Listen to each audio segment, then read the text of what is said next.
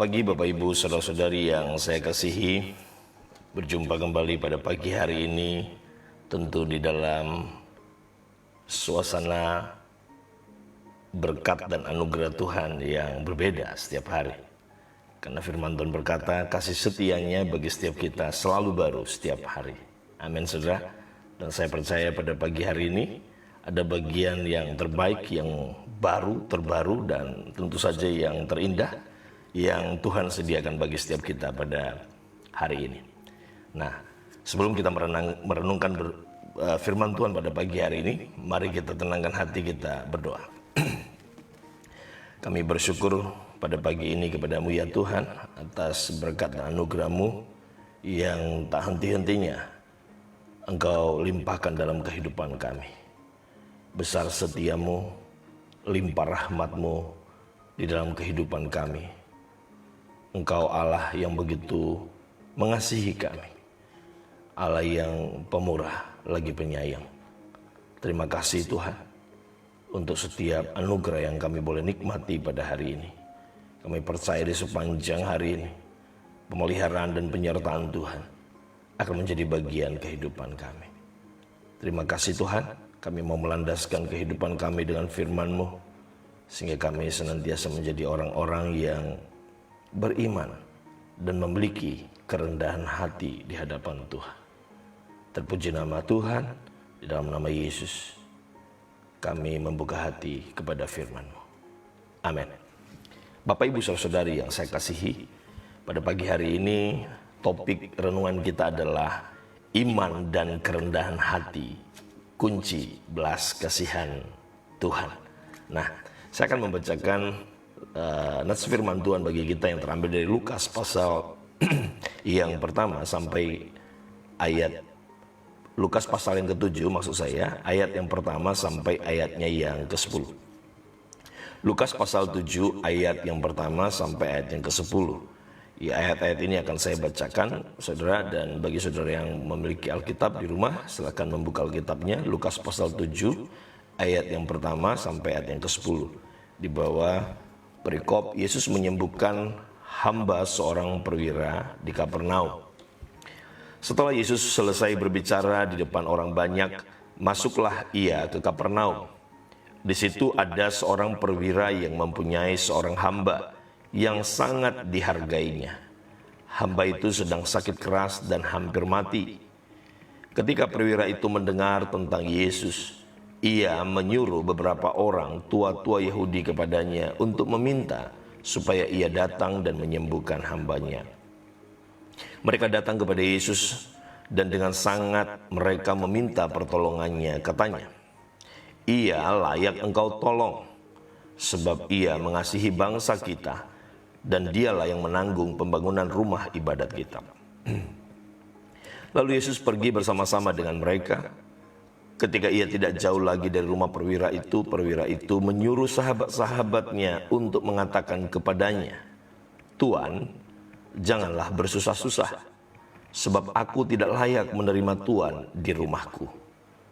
Sebab itu aku juga menganggap diriku tidak layak untuk datang kepadamu. Tetapi katakan saja sepatah kata, maka hambaku itu akan sembuh. Sebab aku sendiri seorang bawahan dan di bawahku ada pula prajurit. Jika aku berkata kepada salah seorang prajurit itu pergi, maka ia pergi. Dan kepada seorang lagi datang, maka ia datang. Ataupun kepada hambaku kerjakanlah ini, maka ia mengerjakannya. Setelah Yesus mendengar perkataan itu, ia heran akan dia. Dan sambil berpaling kepada orang banyak yang mengikuti dia, ia berkata, aku berkata kepadamu, iman sebesar ini tidak pernah aku jumpai, sekalipun di antara orang Israel. Dan setelah orang-orang yang disuruh itu kembali ke rumah, didapatinya lah hamba itu telah sehat kembali. Saudara-saudari yang saya kasih, sekali lagi kita membaca secara khusus ayatnya yang ke-9, saudara. Ya, ayatnya yang ke-9 di sana dikatakan, aku berkata kepadamu, ya, bagian dari ayat yang ke-9, aku berkata kepadamu, iman sebesar ini tidak pernah aku jumpai, sekalipun di antara orang Israel. Luar biasa saudara ya, ini adalah sebuah pembacaan yang begitu indah karena kita melihat ada satu pribadi yang luar biasa yang membuat Yesus sendiri kagum melihatnya. Ya, melihat diri orang ini saudara, pribadi orang yang begitu hebat ya. Ya, dia berkata, Yesus berkata, aku berkata kepadamu, iman sebesar ini tidak pernah aku jumpai, sekalipun di antara orang Israel atau orang Yahudi. Nah, dalam bacaan kita di atas saudara yang saya sudah sampaikan tadi saudara, begitu tahu hambanya ya sang perwira ini sedang sakit ya, maka sang perwira ini memberikan perhatian kepada hambanya. Jadi kita bisa menduga bahwa hambanya yang sakit ini adalah hamba yang setia, orang yang begitu dekat dengan sang Tuhan. Tentu saja dia seorang yang begitu dikasihi oleh tuannya.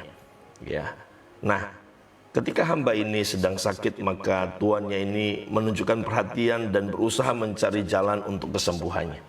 Sebuah perhatian dari seorang majikan kepada hamba, ya, kepada orang yang bekerja dengannya. Luar biasa saudara. Ketika mendengar bahwa Tuhan Yesus berada di Kapernaum, perwira itu menyuruh beberapa orang tua-tua Yahudi ya untuk memberitahukan hal itu kepada Tuhan Yesus dan memintanya datang menyembuhkan hambanya, seperti apa yang tadi kita sudah baca ya. Dan ketika Yesus menyampaikan dia sanggup, dia akan bersedia untuk datang ya, yang terjadi kemudian perwira itu menganggap dirinya tidak layak untuk dikunjungi oleh Yesus. Itulah yang kita bisa lihat di dalam ayat yang ke-6 dan ayat yang ke-7. Di sana sang perwira berkata, Tuan, janganlah bersusah-susah, sebab aku tidak layak menerima Tuhan di dalam rumahku. Sebab itu aku juga menganggap diriku tidak layak untuk datang kepadamu. Tentu saja ini sebuah pernyataan yang menunjukkan bahwa perwira ini memiliki kerendahan hati.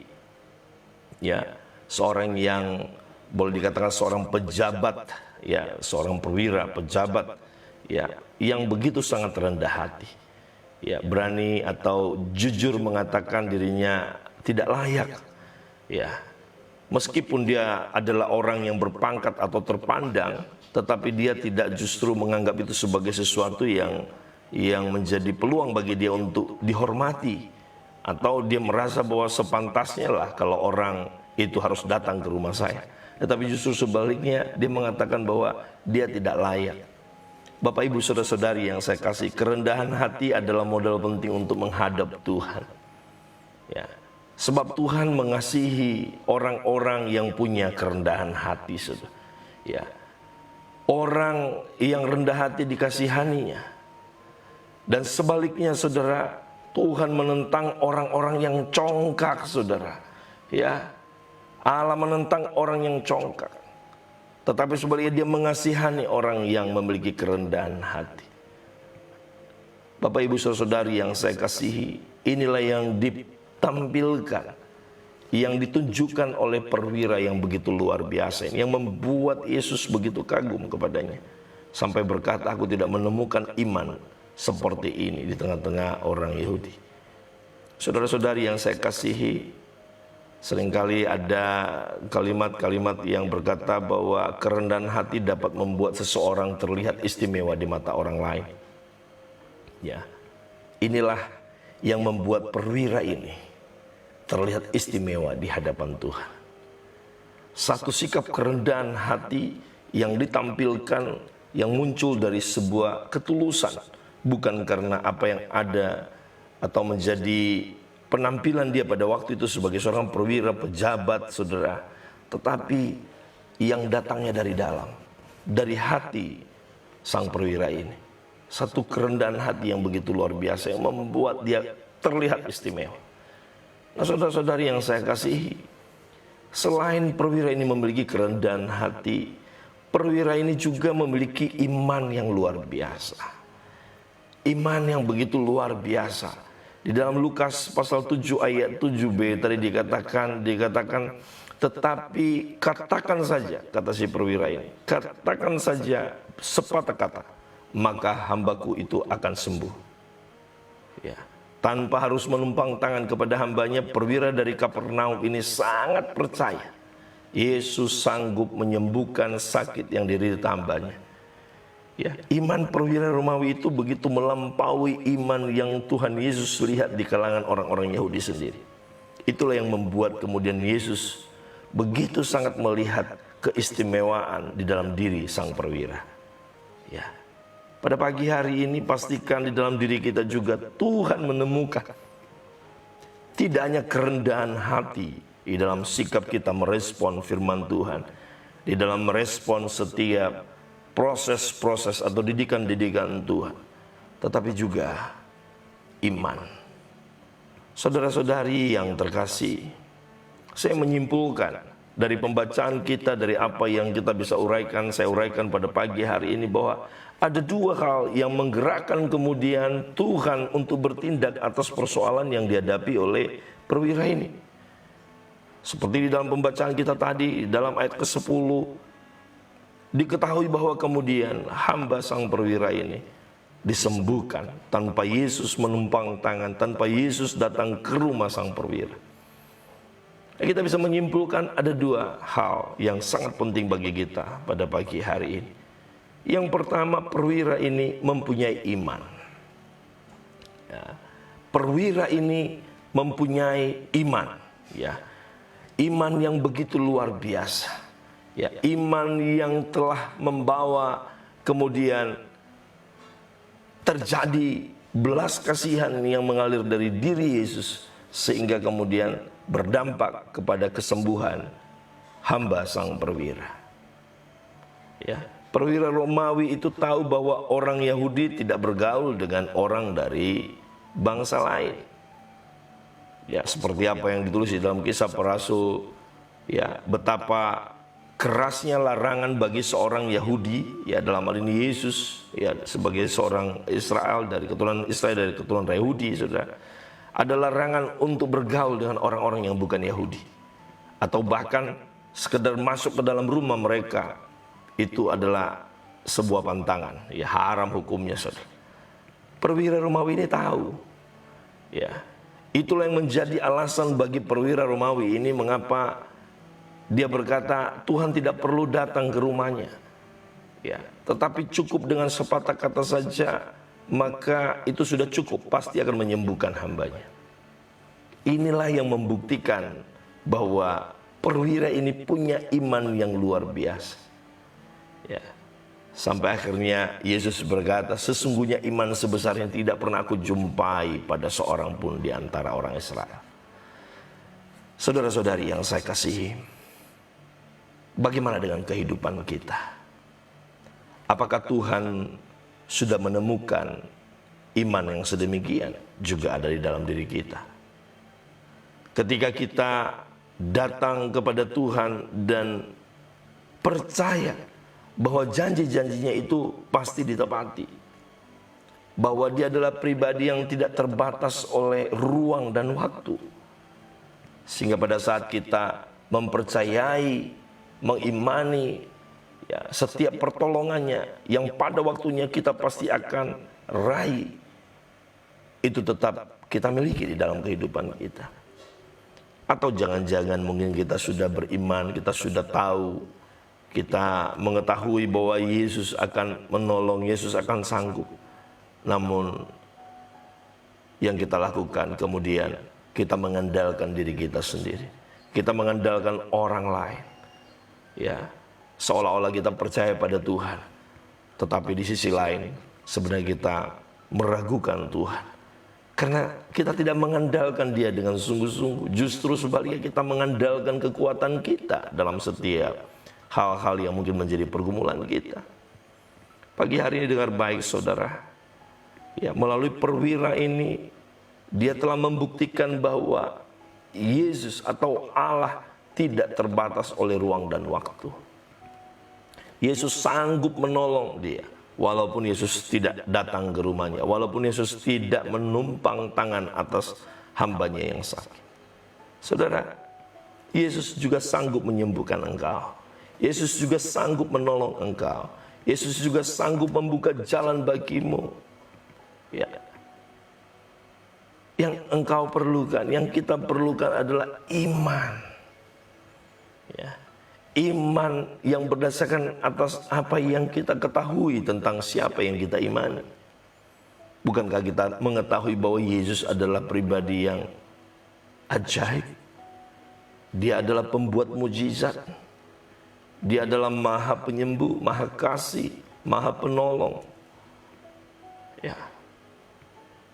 Atas pemahaman ini, atas pengetahuan ini, kita harus mengimani. Itulah yang dilakukan oleh perwira ini. Dia mungkin hanya mendengar berita, ya, bahkan dia tidak turut bersama-sama mengikuti Yesus sepanjang perjalanan. Dia hanya mendengar bahwa Yesus orang Nazaret itu melakukan mukjizat, menyembuhkan orang sakit. Hanya berdasarkan pengetahuan yang bahkan boleh dikatakan sangat minim itu, iman ditemukan di dalam dirinya oleh Tuhan. Luar biasa, saudara. Doa saya pada hari ini bagi kehidupan setiap saudara dan saya, Tuhan menemukan kualitas iman, percaya yang sedemikian lupa, tanpa harus melihat tetapi dia percaya. Jadi hal yang pertama yang kita bisa simpulkan, di dalam diri perwira, dia memiliki yang disebut dengan iman. Perwira itu punya iman. Nah, hari ini juga pastikan diri saudara engkau punya iman di dalam hatimu, di dalam hidupmu, yang menjadi gaya hidupmu. Ya, tentu kita sudah sering mendengar kebenaran. Firman Tuhan berkata, iman timbul dari pendengaran akan firman Tuhan. Setiap pagi kita mendengar firman Tuhan. Semestinya tidak ada alasan bahwa kita tidak punya iman. Kita punya iman. Amin, saudara. Nah, hal yang kedua, saudara, ya, yang kita bisa simpulkan dari apa yang menjadi berita baik bagi kita pada pagi melalui kehidupan perwira ini. Perwira ini punya kerendahan hati. Dia tidak hanya punya kerendahan, tapi dia memiliki kualitas kerendahan hati yang begitu luar biasa. Ya, perwira Romawi ini sekalipun pangkatnya tinggi, mengepalai 100 prajurit, saudara, tetapi tetaplah dia juga memiliki kerendahan hati. Ini bisa kita melihat dari pernyataannya seperti apa yang kita sudah baca tadi. Dia berkata, Tuhan, aku tidak layak menerima Tuhan di dalam rumahku. Ya.